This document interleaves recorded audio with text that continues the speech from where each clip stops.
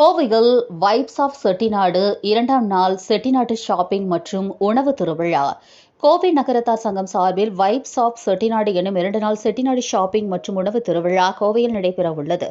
கோவை காளப்பட்டி சாலையில் அமைந்துள்ள சுகுணா ஆடிட்டோரியத்தில் வரும் நவம்பர் 15 மற்றும் 16ஆம் தேதிகளில் காலை 10:30 மணி முதல் மாலை 8:30 மணி வரை இந்நிகழ்வு நடைபெறும்.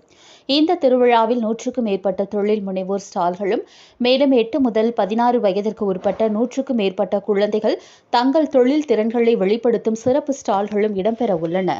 நிகழ்ச்சியின் தலைவர் BLK பழனியப்பன், துணைத் தலைவர் ALKR மணிகண்டன் மற்றும் கோவை நகரத்தார் சங்க தலைவர் ஆடிட்டர் சுந்தரேசன் ஆகியோர் கூறியதாவது: கோவை மாவட்ட நிர்வாகம் ஆண்டுதோறும் கோயம்புத்தூர் விழாவை நடத்தி வருவது போல நாங்களும் செட்டிநாடு பாரம்பரியத்தை கோவை மக்களுடன் பகிர்ந்து கொள்ளும் நோக்கில் இந்த விழாவை நடத்துகிறோம். செட்டிநாடு வீடு போல் வடிவமைக்கப்பட்ட பிரம்மாண்ட முகப்பில் பல்வேறு பொருட்கள் மற்றும் உணவுகள் விற்பனை செய்யப்படும்.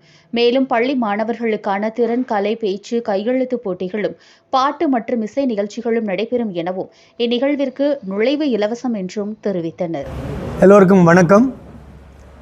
கோயம்புத்தூர் விழாவின் ஒரு பகுதியாக வைப்ஸ் ஆஃப் செட்டிநாடு என்ற ஒரு மாபெரும் செட்டிநாடு ட்ரெடிஷனிலிருந்து செய்யக்கூடிய ஒரு நிகழ்வு இந்த மாதம் நவம்பர் மாதம் 15ஆம் தேதி மற்றும் 16ஆம் தேதி காளப்பட்டியில் இருக்கும் சுகுணா ஆடிட்டோரியத்தில் சிறப்பாக நடைபெற இருக்கிறது. இதற்கு கோவை நகரத்தார் சங்கம் என்ற அமைப்பு, நகரத்தார்கள் உறுப்பினராக கொண்ட அமைப்பு மிகச் சிறப்பாக ஏற்பாடுகளை செய்திருக்கிறார்கள். இந்த நிகழ்வுக்கு பெரும்பாலான முன்னணி நிறுவனங்கள் கோவையிலிருந்து அதனுடைய ஆதரவை முழுவதாக தெரிவித்துக் கொண்டிருக்கிறார்கள். கோயம்புத்தூர் விழாவின் அங்கத்தினர் அனைவரும் ரொம்ப இதற்காக ஒர்க் பண்ணியிருக்காங்க. இங்கே நம்ம கோயம்புத்தூர் கலெக்டர், கார்ப்பரேஷன் கமிஷனர் மற்றும் போலீஸ் கமிஷனர் அவர்களையும் நாங்கள் அழைச்சிருக்கோம். அவங்கெல்லாம் இதில் பங்கு பெறுறாங்க. முன்னிலை வைப்பதற்கு முக்கியமான விருந்தினர்கள் வர இருக்கிறார்கள்.